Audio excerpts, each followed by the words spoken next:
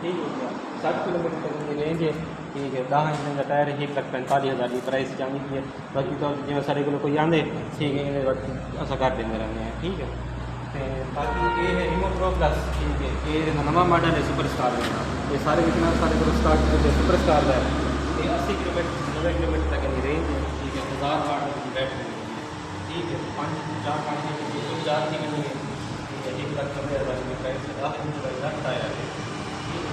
बाकी जो हम चला के चालू कर फंक्शन करना ये इनकी सर रेंज वगैरह इन जादू तो मेंशन होंगी जी हाँ, ठीक है। ये हम 0.01 किलोमीटर चली खड़ी है, सही है जी हाँ। मतलब कि 100 जितना चलती वैसी ते वाला इतने मीटर वाला इंदा ये बैटरी दे सिक्के भी नाल दसेंदे आस जी हाँ।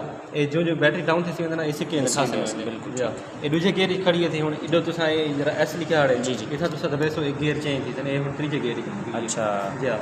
ये हुन तुसा दबेसो पहले गियर के आ गई, ठीक है। ठीक हो गया। ये तुसा रेस दबेसो बेशक अगर तुसा पहले गियर भी चलेंदे वे ना सही ठीक है। इधर बैटरी की बचत थी स्पीड बेशक थोड़ी घट हो सी, अच्छा ठीक है। ये पहले गियर 5वीं की स्पीड ठीक है जी हाँ।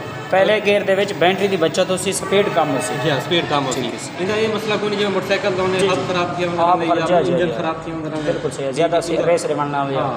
एक अगर पहले गियर चलाने में इनका कोई मसला कोई नहीं, पहले गियर चलाओ दूसरे गियर चलाओ या तीसरे गियर चलाओ सही है इनका कोई मसला भी नहीं है जी हाँ। तो बाकी ये अगर चाबी नाल चलेंगे तो चाबी नाल ही बंद करना पसी, इहदे नाल कार्ड भी आंदे NFC दा, अच्छा रिमोट के जरिए भी कंट्रोल कर सकते हैं जी हाँ।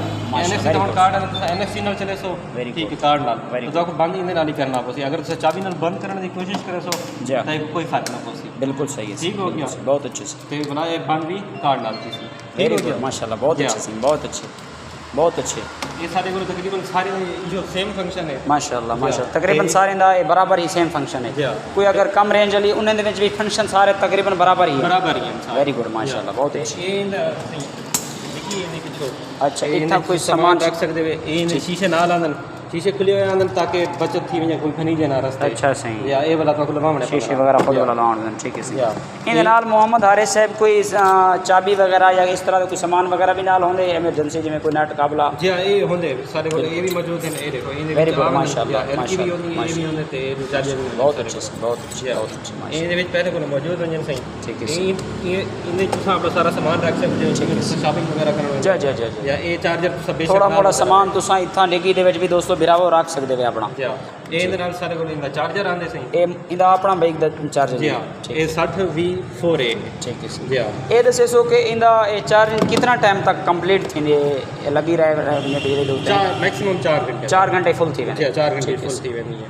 ये इंदा चार्जर है सही, ठीक है। ये तो चार्जर देख सकते हो, ये तो आप अपने घर बहुत बढ़िया रोड चला सकते हो माशाल्लाह बहुत अच्छे लंबी तार है जरी कि माशाल्लाह ज़बरदस्त है बेहतरीन से खूबसूरत। ये तो बेशक सर्विस करवाने को पहले ना इनकी बैटरी केरी जाते होंदी है मोहम्मद हारिस साहब इनकी बैटरी इनके विच है इनके विच ऐड रखी हुई है इनके विच रखी हुई है ठीक है जी ठीक है माशाल्लाह।